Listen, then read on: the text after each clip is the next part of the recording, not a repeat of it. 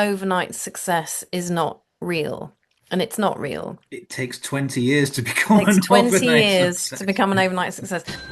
Hey everyone, greetings to you from Tipperary to wherever in the world you might be. Welcome to the Right Coach podcast with myself, Carl.J. Ashley. Hi everyone, welcome to the first Right Coach podcast. And our guest today is the one and only Isabelle Knight. How are you doing, Isabelle? I'm really well, Carl. Thanks for having me, and I'm very excited to be the first guest on the Right Coach podcast. Well, Very cool. it's in part down to you and your advices to me that we've created this podcast. So it made sense to invite you to be the first guest on it, So, and hopefully other aspiring writers can get some mm, benefit from some of the advices and wisdom you're going to share with us over the next hour or so. Yeah. amazing. Well, yeah, let's hope so. But thank you. Yeah, I'm honored. Honored to be the first one. So tell us, without any further ado, who are you and what do you do? So I'm Isabelle Knight. I help authors to get to grips with how they present themselves and how they speak to their ideal readers to, first of all, attract those readers, um, build their community of fans and readers, and sell more books and ultimately build their author success. Is it fair to say that at any given minute there's millions and millions of books available, so it's very easy to get lost in all the noise of other authors and other books, and the biggest challenge then is just standing out or being seen? Yeah, I mean, you're absolutely right that, and now with AI being a prolific publisher of books as well, and look, I mean, I went to a conference a year ago where we learned that you can publish up to something like 300 books a day on Amazon through AI. So there's an extraordinary number of books being published by humans, and now that we've got books also being published using AI as well, the market is getting busier and busier and busier all the time. Um, so in my work, I work predominantly with indie and self-published authors. So, or authors, I should say, who don't go down the traditional publishing route with a big publisher. So I'd work with lots of authors who go with maybe small presses. So they have a publisher, but Mhm. essentially they're doing the work themselves in terms of the marketing, the publicity, and finding readers for their books. Um, if you're with a big publisher, you're going to get more support on that side of things. Right. But if you're not with a big publisher, you are basically going to be doing those things yourself, certainly in the main.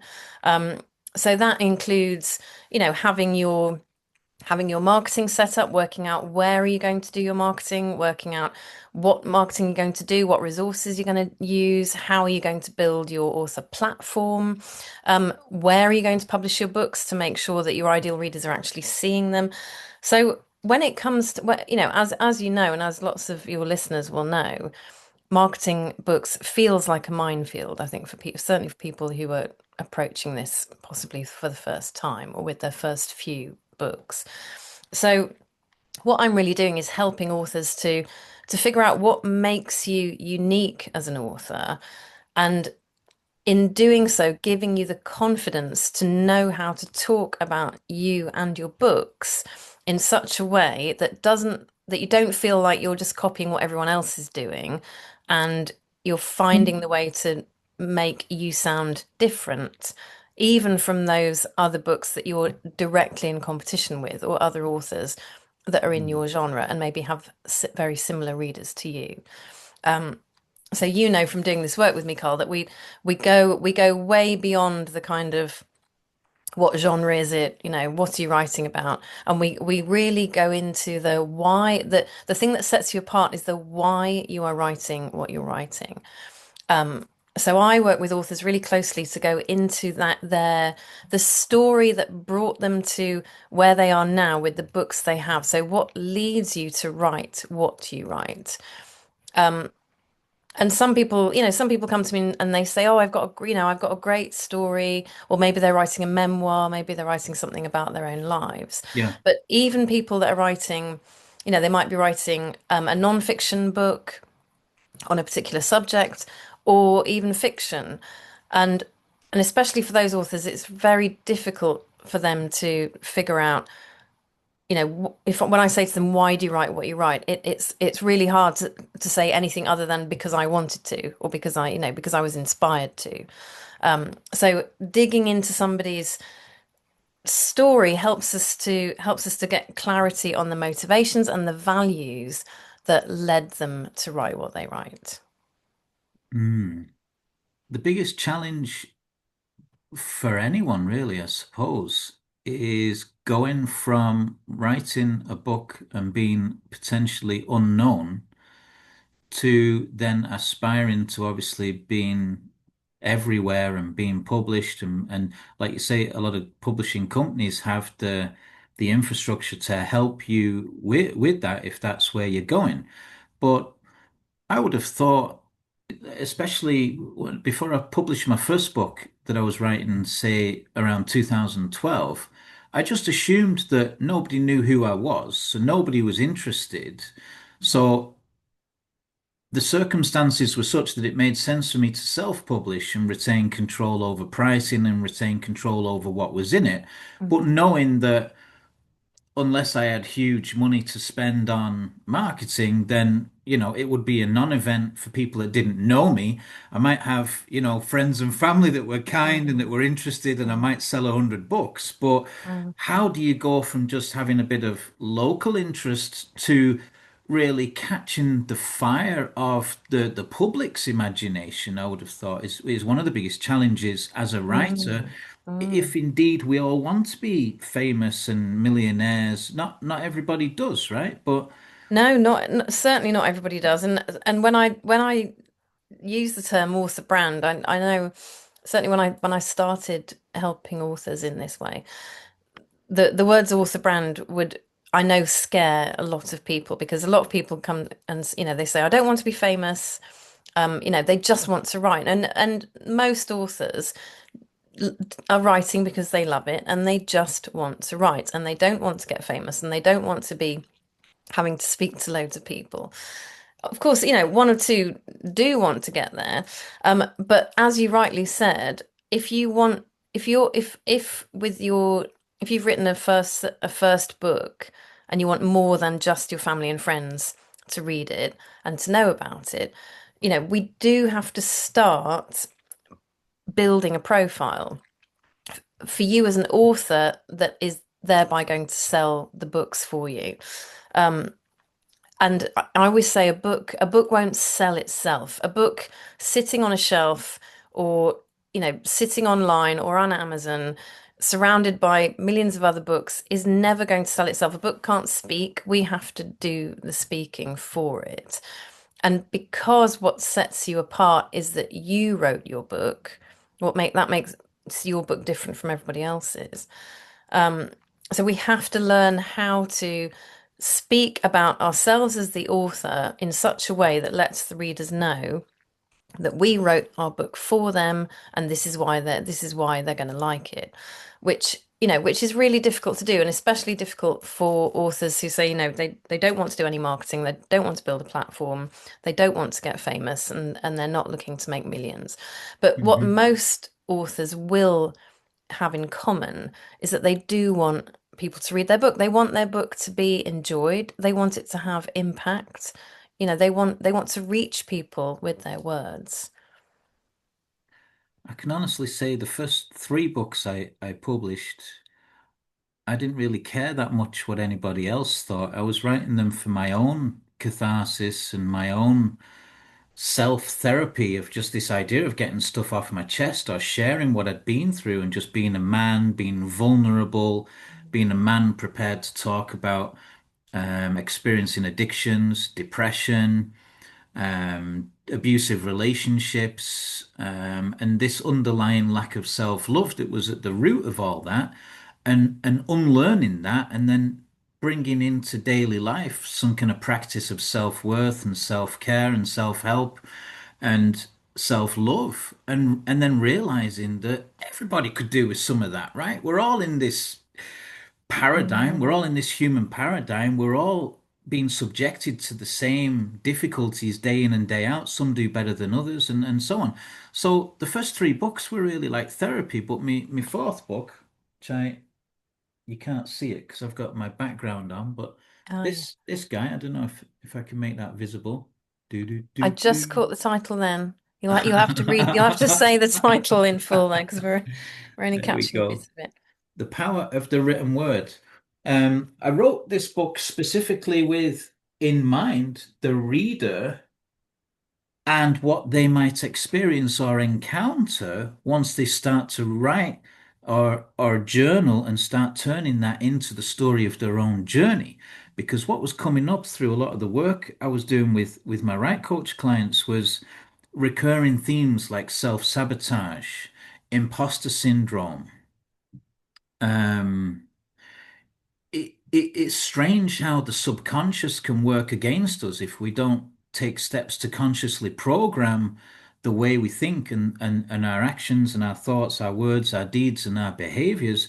And what I realized was it might be useful to put something together as a little guide to help people with what to expect through my own experiences and the experiences I've come across. So it wasn't really about me at all. It was writing the book in such a way that it was for a certain set of people, which were other authors and other writers and aspiring writers. And I don't know if they'll have gotten any value from it. Some people have read it, some people haven't. I did a few book launches, but time will tell as to how effective it was as a tool. But it was a big departure from the first three books, which was just look, if this helps one single other guy from throwing himself off a bridge, because I've shared my honest experience, then so be it. But this was more structured in the approach. It was more tailored towards an audience, if that makes any sense, Mm. and sort of empathizing with the would-be reader rather than it Yeah, being about me. yes. Yeah. I want to ask you, have you any books in particular that you would recommend, any books you loved? Tell me your favorite three books or any books that changed your life that you remember or that you'd recommend to us and why. So, I mean, I've always been a huge reader. Yeah. So I probably when we did our work together, I probably didn't say much about this, but so I've been a massive reader ever since I could read. And I've always loved literature. And I studied English lit at university. And the fact that I now get to work with authors and with books for a living is a wonderful thing for me. Hmm. It's kind of, I've taken a circuitous route career-wise. So I was a publicist for a long time. I worked in film and TV as a publicist. Started my career in music. So I've kind of gone all around the houses with all the kind of creative industries, and in the end, I've landed in publishing. So I just to give everyone a very potted history of how I came to be doing this was I worked on the TV adaptation for JK Rowling's Strike detective series that she writes under the pseudonym Robert Galbraith, that I'm sure listeners will know. Hmm. And that brought me to the world of publishing.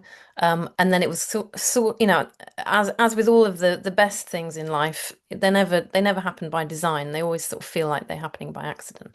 But I kind of stumbled into the world of self-publishing and thought, hang on a second, there's all of these authors writing all of these books, and they don't have access to the sort of resources that, of the people that I'd been working for, the rich and famous people who can afford publicists and all that kind of thing, which is how I ended up doing what I'm doing now, helping authors of self-published and indie published books. So I read a lot. I read mostly fiction because that's my love. Um, My favorite author ever. Well, I've got two favorite ever authors. It's really hard for me to pick out particular books, but Including Carl.J. Ashley, is it? yes, of course, it goes without saying.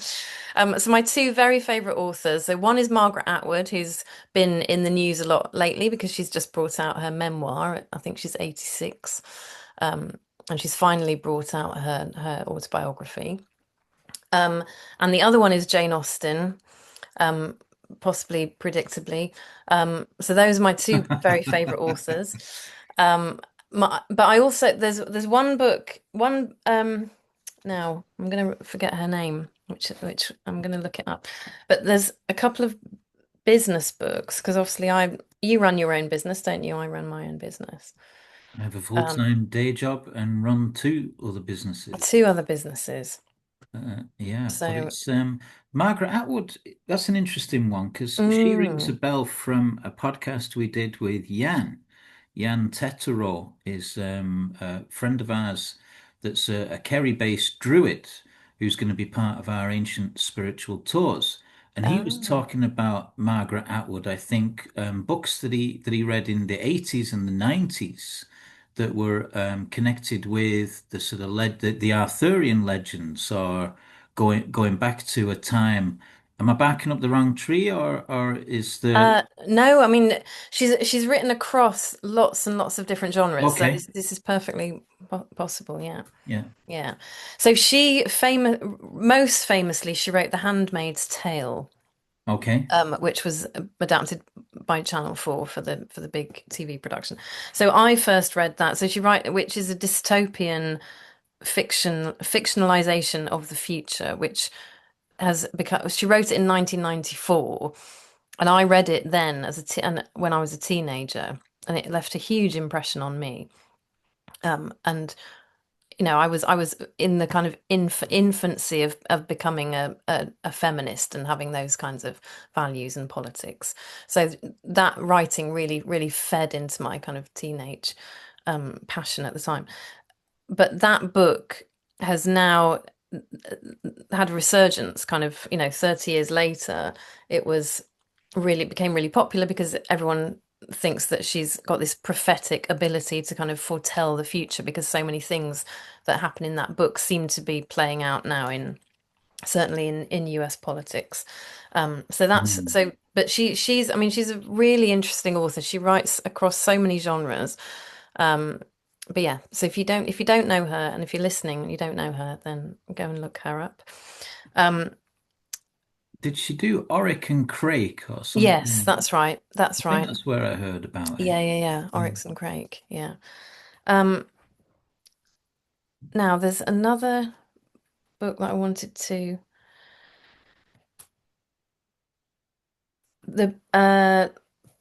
the Big Leap by I think it's Gay Hendricks is one business book that I would hugely recommend. Okay. I don't know if you know that one.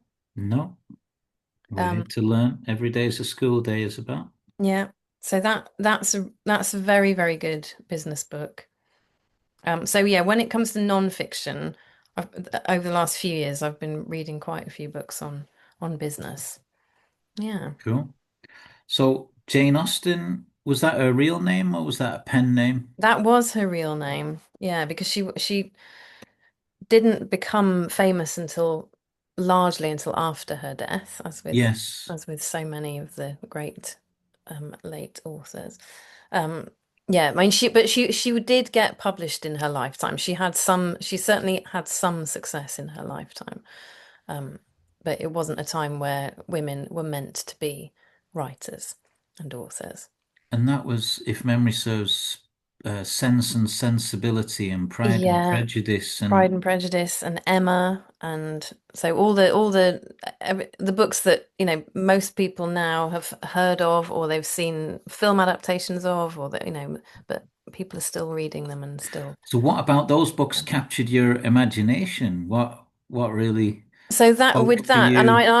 I've always loved. I mean, she's pre-Victorian, but I've always loved Victorian fiction. But what I loved about Jane Austen was her. She writes these kind of searing views on society. So she's always making fun of the people that she writes about, but doing it in such a clever, intelligent way, that it's subtle but very sharp. And that's what I really enjoyed about her writing. So it's not so much. I mean, yes, she writes about romance and she writes about relationships, but she does it in such a way that um, it's there's a lot of humor in it. It's funny and it's sharp-witted. And a Yeah, sense of justice and injustice as well, and what's yeah, right and yeah. what's wrong, and Yes. illuminating that for you to to really see and empathize with and Mm. understand. And Yeah, yeah, yeah, yeah, that's yeah, powerful stuff. yeah, yeah, Cool. yeah. So I guess that leads me naturally on to have you ever written your own book, and do you do any public speaking? Um, so sadly I've never actually managed to sit down and concentrate for long enough to write my full own book, but I have started There's many. time yet. There is time yet. Um, and I definitely want to write the Build Your Author Brand book, for authors. Yeah. So that is the first job when it comes to book writing. But I do public speaking.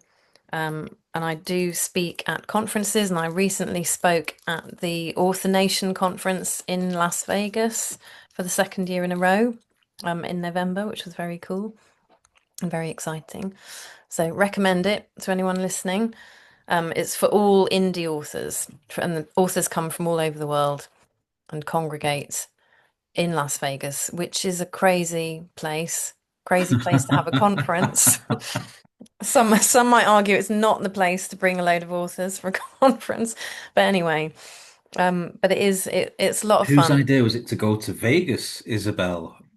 Well, Is but there they've been somebody doing it there. sponsors it or hosts it or There's the people that host it, and they've been hosting it there for a number of years, and they've sort of took over the conference from a chap who ran it, and when it was called uh, 20 Books to 50K conference, which some people might have heard of.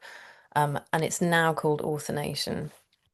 But yeah, they so so it's very been much it's been in tailored Las Vegas to for a while.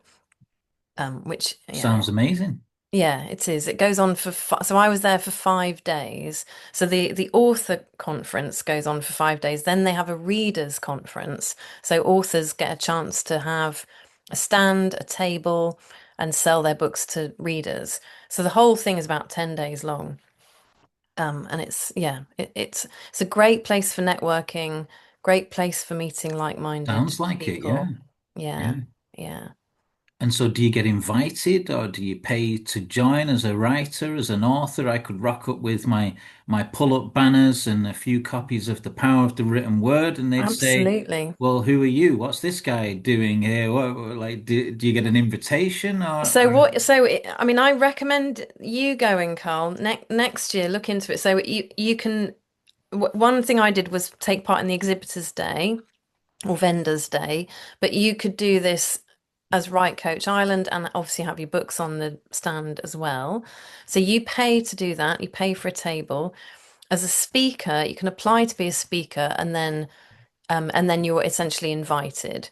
So I was very lucky to be chosen as a speaker and then effectively hosted for the you must have been conference. good the first time if they invited you back the Yeah, second time. Is that yeah. it? Yeah. Yes. Fantastic. So yeah, Yeah. no, it's a great play. I definitely recommend it to authors. Lots and lots of Brits go over.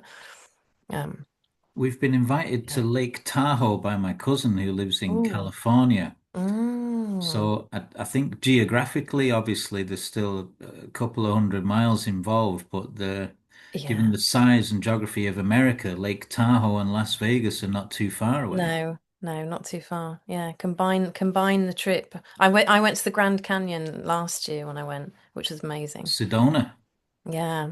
how And was that? it was fantastic. And I did the whole take shoes and socks off and step and put your feet onto the rock, which was amazing to feel the energy of that There's place. parts of it that are restricted and prohibited from Mm, access. They don't want you going there for some reason. mm, mm. Presumably to see evidence of our true history as human beings here on Earth. Mm, But I've mm. heard lots of stuff that's connected with ancient Egypt in the Wow. Grand Canyon. Mm. But we won't go It's down magical. that rabbit hole for now. Yeah. It's But magical. It's awesome though. there's a Yeah. sense of there's so was something destroyed there? There was presumably a civilization there that you're looking at the graveyard of it when you're there. Yes. Yeah, I'm not yeah, you're definitely looking at many, many years of it's of the riv of the water source deteriorating the rock. But yeah, there's a whole fascinating story about how Las Vegas came into being and the Colorado River, and they're all kind of connected. But the Grand Canyon is, yeah, it's an amazing thing to go and see. But I thought I did a day trip, and for Brits, like, oh yeah, day trip, we'll go for a couple of hours. And it was a 5 hour coach journey there, and then a 5 hour coach journey back. Which is And we nothing did to it all in them. one day, which is nothing to them. Yeah, But yeah. for us, it's kind of, yeah, 5 hours a is a bit flight crazy. to Egypt for us, like, Yeah. Yeah. yeah, or at least Cyprus anyway. And yeah, it's incredible. Yeah. I've had the pleasure to work with a lot of amazing American writers and clients in sort of Chicago, Seattle, New Mm, York, mm, Colorado. It's been a huge education to me in time zone knowledge, Isabel. 8 hours, 7 hours, 6 hours, five mm. hours, all that was very confusing at first to come to terms with. Yeah. So we're going to Yeah. watch out for a couple of books from you. One more professional and business relating to being the author brand Mm. lady. And then what's your other? Have you got a story to share, your own sort of narrative non-fiction type of a book in there? Are you journaling? Are you diarying? Is there I mean, something like that? I definitely have dreams of writing fiction. Okay. Whether I have a non-fiction, non-business related, I do not know yet. Maybe one day. Yeah. You're too young for anything autobiographical, aren't you? Yeah. Ask me in 20 years. Yeah. So so we've got the Handmaid's Tale, Margaret Atwood, Mm. and Jane Austen, and Yeah, then you So mentioned Pride and Prejudice would be in that list, I think. The Big Leap. Yeah. We'll put all of those in the notes below on the YouTube video so people can Mm. get to those. Tell me, what advice would you give to anyone that's, say, they're in the process of writing their book, whether it's with me as their sort of right coach, mentor, and coach, or not, what would you say to them about how they approach whether they want to self-publish or court and approach a publishing company? We did a masterclass there a couple of summers ago with Jeremy Murphy, lovely guy based down in Listowel in Kerry, and we asked him the same question: what are the pros and cons of self-publishing? And it seems to be very dependent on it's circumstantial or you as a writer. Is there any advice that you can give in a general sense to people? I wonder. I mean, I could talk about this for a while, this subject, because when I first started working with self-published authors, I have also learned a lot about this world in the last few years. And the more I've learned about it, the more I've understood there are definite pros to being self-published, indie published. The biggest pro, and I actually spoke about this in my talk in Las Vegas. Right, The one advantage that indie authors have over every other kind of author, so whether that's hybrid, whether that's small press, whether that's big press published, whatever, indie and self-published authors have the distinct advantage that they are in total control of their own marketing and sales process. Now, and I think you know this, Carl, yourself, but I think this is something that gets hugely overlooked where in the whole kind of the mire of the debate over trad and self-published, which, we see it's constantly playing out on social media. We see people talking about this all the time, especially brand new authors. Should I try and get an agent? Should I try and get a publisher, or should I be self-published? That's the one thing that I would say to everyone who's thinking about this question. Tradition, if you're and I've worked with lots of authors who are in the process of querying agents who, really, really want an agent, Right? really, really want a publisher. Yeah. Because, often because the work that I do with authors who are, who are already self-published or already published is the same, I can help people in the same way if they are querying it. It's the same thing. It's knowing what are you saying about yourself as an author and your books that makes you stand out, i.e., what are you going to say to an agent or a publisher to pitch yourself, to make yourself, seem like a good bet. Like, And can that be done face to face, or is that usually by email or so phone? the And you get, querying, yeah, the yeah, querying itself is always in writing. So if we can, if I can help people to articulate in their query letter when they're pitching to agents, pitching to publishers, to articulate what is it that sets them apart, give that essence of who they are as an author, so they understand who they are and they understand why they're writing what they're writing and what they're bringing to the books that nobody else is. So if we can do that in such a way and put that into the pitch, then I have worked with authors and we've worked on their pitch and they have subsequently found agents, which is brilliant. But there are some authors that it can take a really, really long time to find an agent and a publisher. And I'm sure there are people listening who know this full well.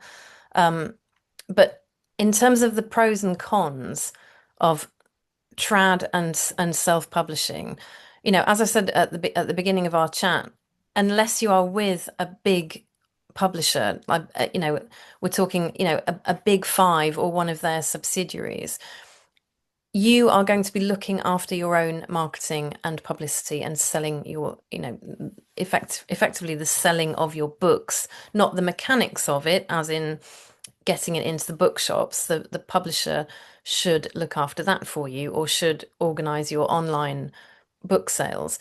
But the actual marketing of it and getting it in front of the readers who are going to buy it is very largely going to be on your shoulders, even if you're with a publisher. If they're not a huge publisher, they don't have big resources.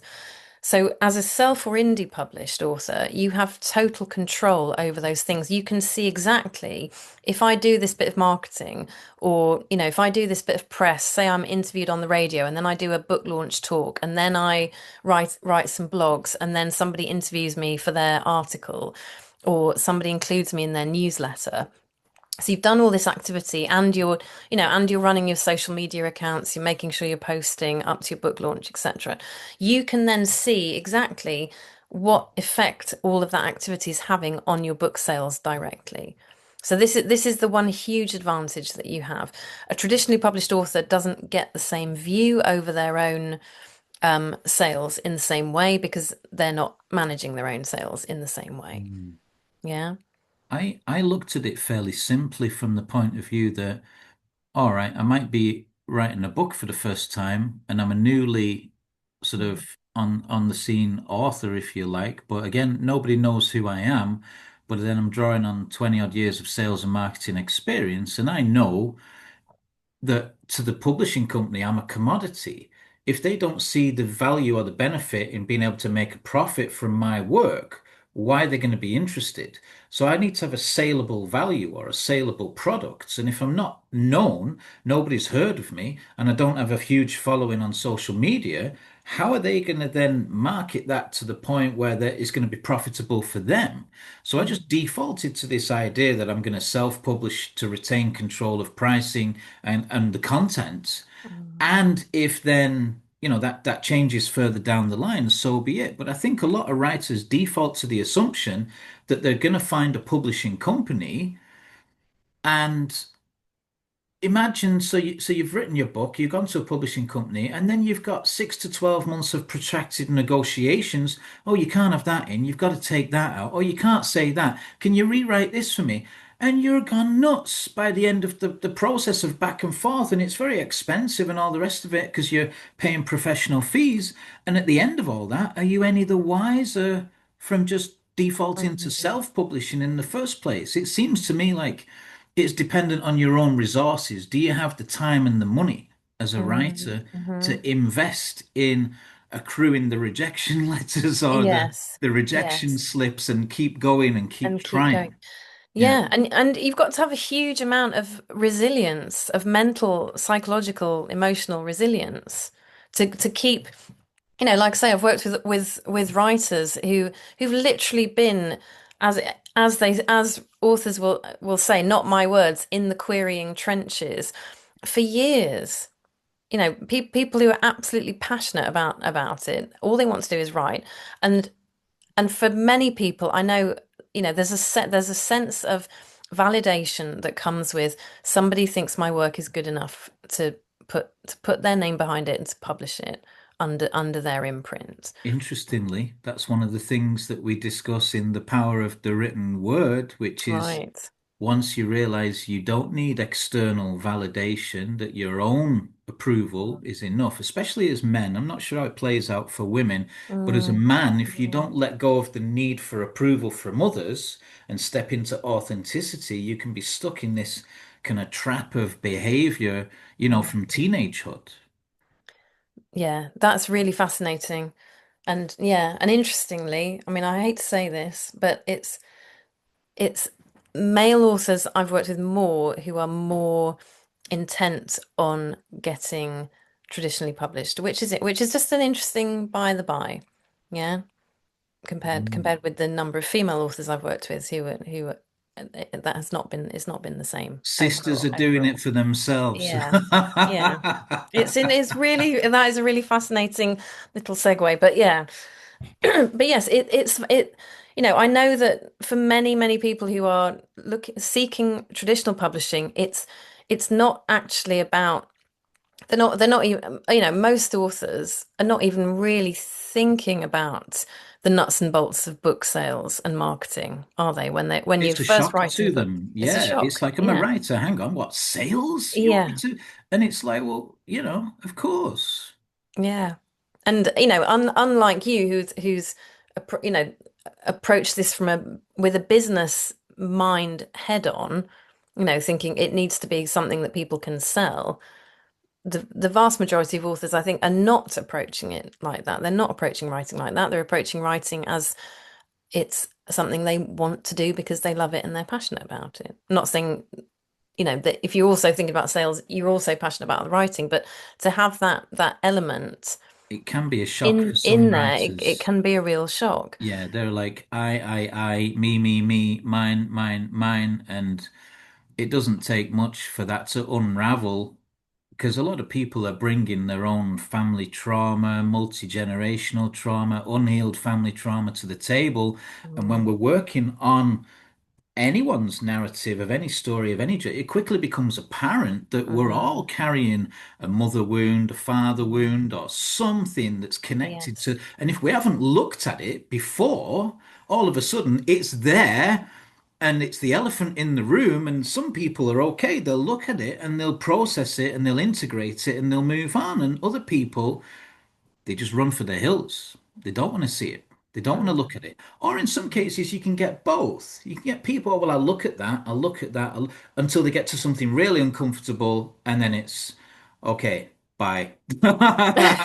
And I just get ghosted, phone calls, emails, WhatsApp Ah, just all disappear. and you've hit a nerve when that happens. You've hit But on it's something. it's this process of Mm, visiting and revisiting. Like a lot of us are carrying a lot of things that don't come into the conscious awareness. So when we talk about imposter syndrome and when we talk about self-sabotage, a lot of those things are unconscious or subconscious. So when Mm, you start telling the story of your journey, you're very quickly starting to marry the conscious telling of the story with the unconscious patterns of behavior in mm, adulthood that are rooted in these childhood and teenagehood experiences.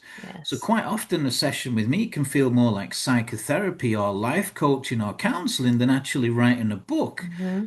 And the Hmm. two kind of go hand in hand if you're doing it properly. Yeah. So there isn't anyone that I've worked with that I haven't seen a benefit in them in their personal life in them as who they are, Mm, whether they progress to the point of publishing and doing book launches. mm, It's a long road, it's a long journey in some cases, mm, and mm. the type of people that just want to, here's my book, I want to get it written and done, they're not really for me. I'm not really their kind of guy. If it's just an exercise in a physical Yeah. transactional sense without the healing vibration. Yes. Yes. But Yeah. it's fascinating work and very privileged work as well. It really, Mm. and not something I deliberately organize. Like you say, these things seem to be accidental, but Yes. perhaps it feels Yes. like soul mission type work anyway. Yeah. It feels Yeah. deep and important, and Yes. Yeah. all I can do is my best to serve the people I serve. And yeah, it's phenomenal to see how the writing process can facilitate and enable the healing of this family trauma, but only Mm. for those that have the courage to look at it and to see it and to want to do it. Yeah. Yeah. It requires bravery, doesn't it? That's the key, and a lot of, Mm. I'd say Mm. almost all of my clients have shown huge courage. And as you know yourself, you can lead a horse to water and you can even make it thirsty, Mm. but you can't ever make it drink. It's you buy in, yeah. Yes. Yes. Yeah. No, each individual has to come to that themselves, don't they?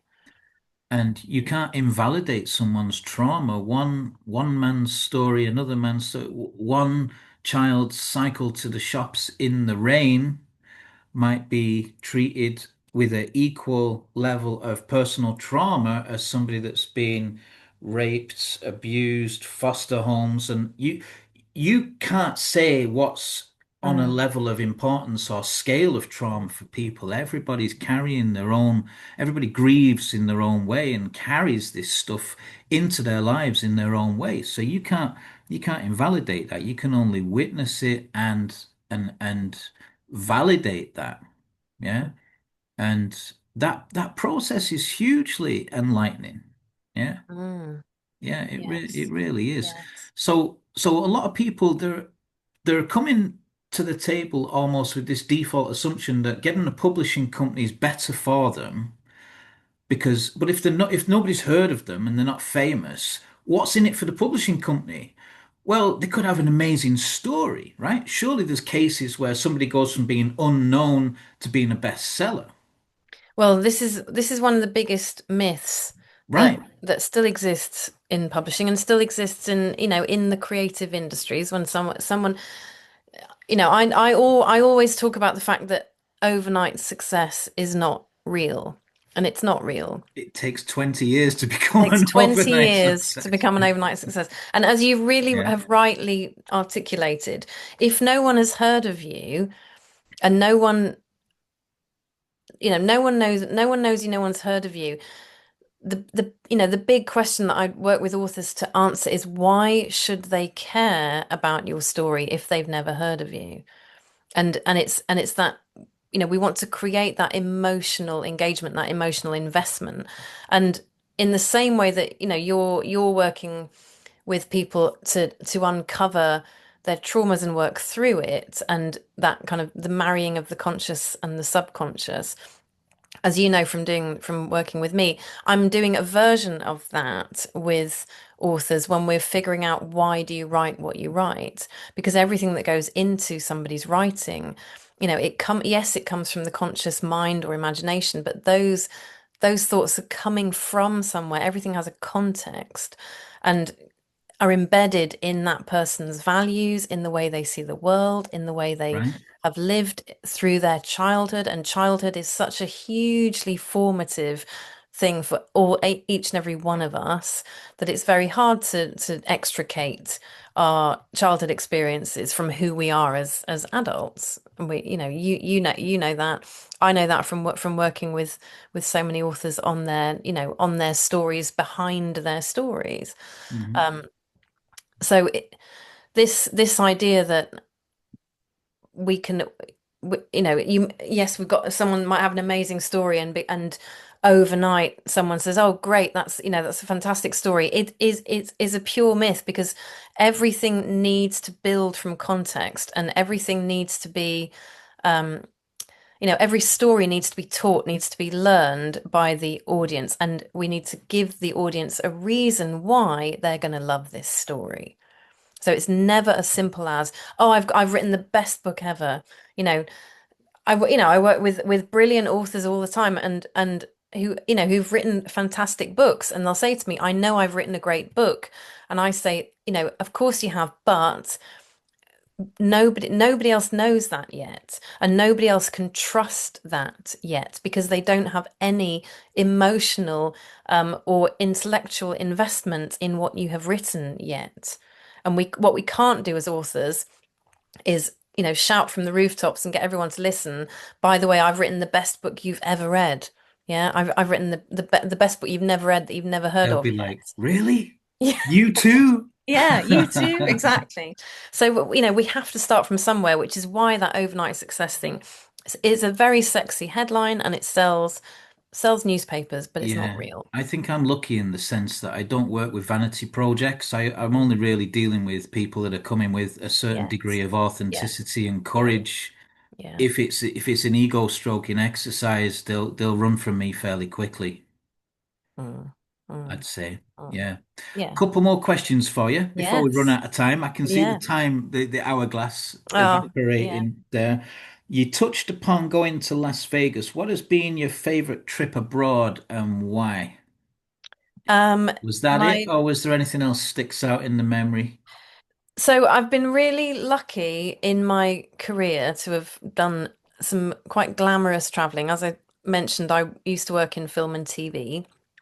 So I got to go to the Cannes Film Festival, the Berlin Film Festival, Ooh, which were very, very exciting and very glamorous, and also crazy. So that's clearly what I'm still the experiences I'm still chasing, going to Las Vegas.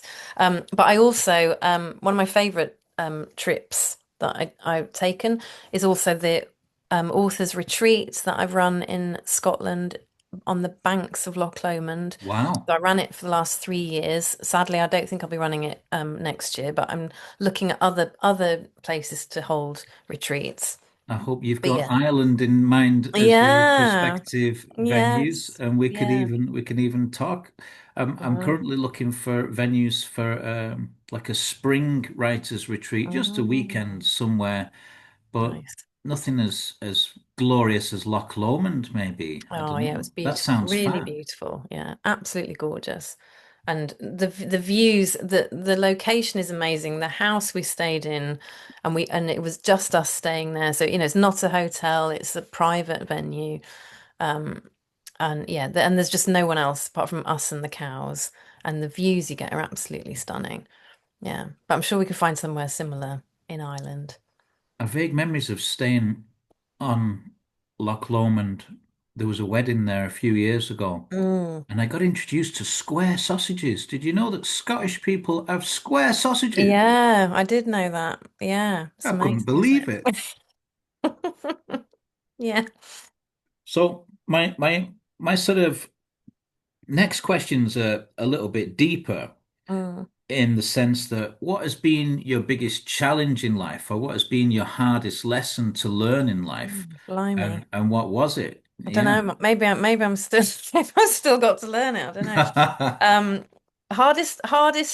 What was the first part? The most challenging thing. Yeah, a lot of the writers I work with Mm, there's this theme of overcoming a challenge, mm, and so I love asking people, and you can quite happily skip and say none of your business, but what has no, I been think your biggest challenge in life, and what has been your hardest so. lesson, I suppose? I think Yeah. my big, I mean, maybe it's a really, again, probably one that lots of people say, but my biggest challenge has probably been, um, as a parent, has Okay. been having kids. Right. I think the challenge of putting my own wants and needs aside to make room for wants and needs of children is probably something I found has been, difficult. And the biggest lessons I think for me, I mean, I'm someone that I enjoy. I think I seek challenges. I think I'm one of these people that I like to. When I look back on things, I think, yeah, I really like to make things difficult for myself. Like I like to you know in my career I've always gone for the things that people say you can't do that, or that's not for normal people or I whatever, love that. I love that. I like that whole idea.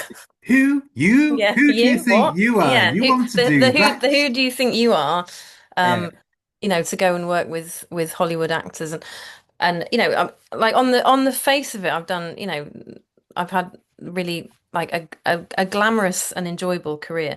But what's been challenging is putting myself into spaces where, I don't belong.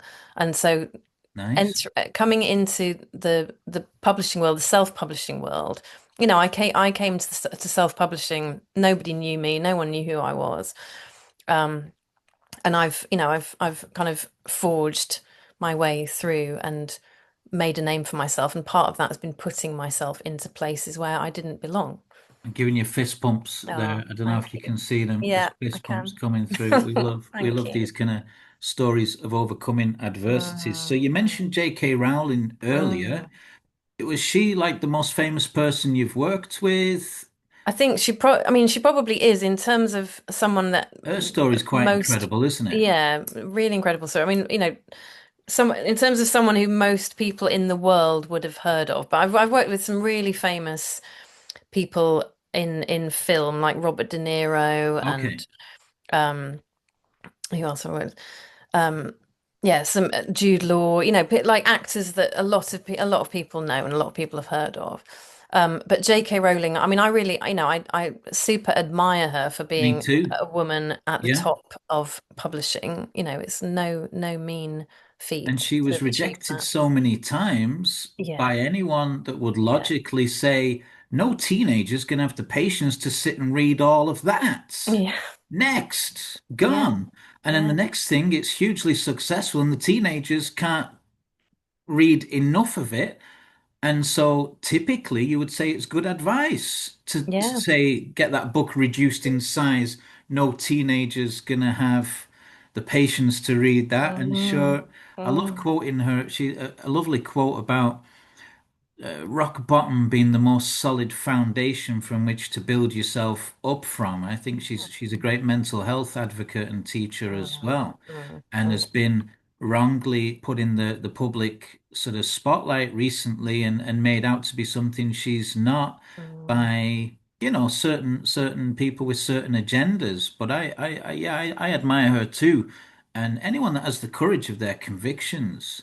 And this ties in with my last question for you, which was the power of the written word itself is literally about manifesting reality through our words. Have you got a mm, story or anything that you'd like to share mm. with us about how you've manifested this sort of career for yourself through what you're doing? Did you sit down? Did you have a mantra, or did you have an intention, or is there anything that you I mean, feel? yeah, I mean, I feel like I have literally manifested what I'm doing now through, because the thing that I'm doing all the time is trying to articulate the knowledge and the ideas that I have to help authors, and articulate them in such a way that authors can understand where I'm coming from. And so I feel like I have literally talked my way into what I'm doing now and manifested what I'm doing by talking about it. Does that make sense? Yeah, but in a sense, you've got to practice what you preach, don't you? Yeah. You Yeah. can't be teaching someone about how to build a profile and a brand unless you've done it yourself already first. Yeah. Yeah. And it's like Yeah. the proof of the pudding is in the eating, as Gran Yes. used to say. Yeah. Yeah. Yeah.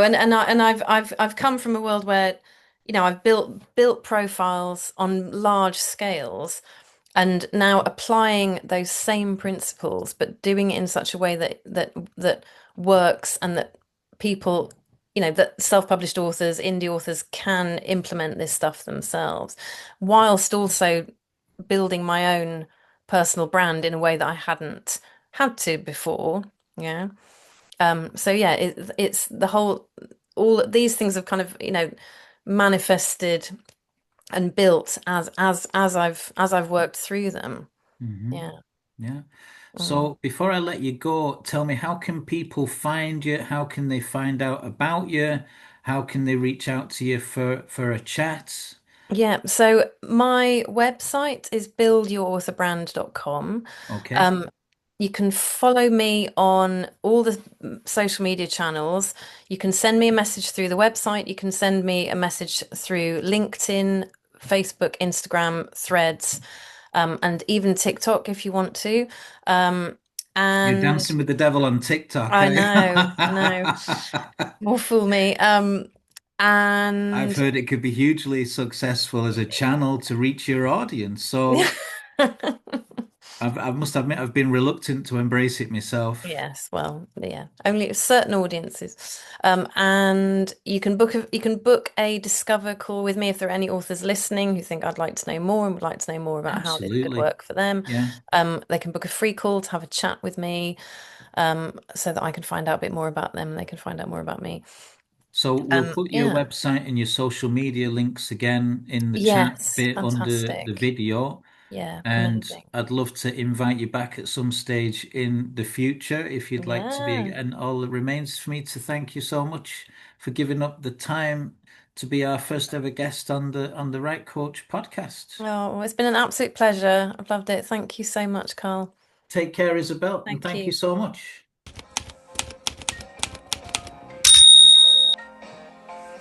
So thanks for watching. If you have any questions or you'd like to be a guest, feel free to get in touch.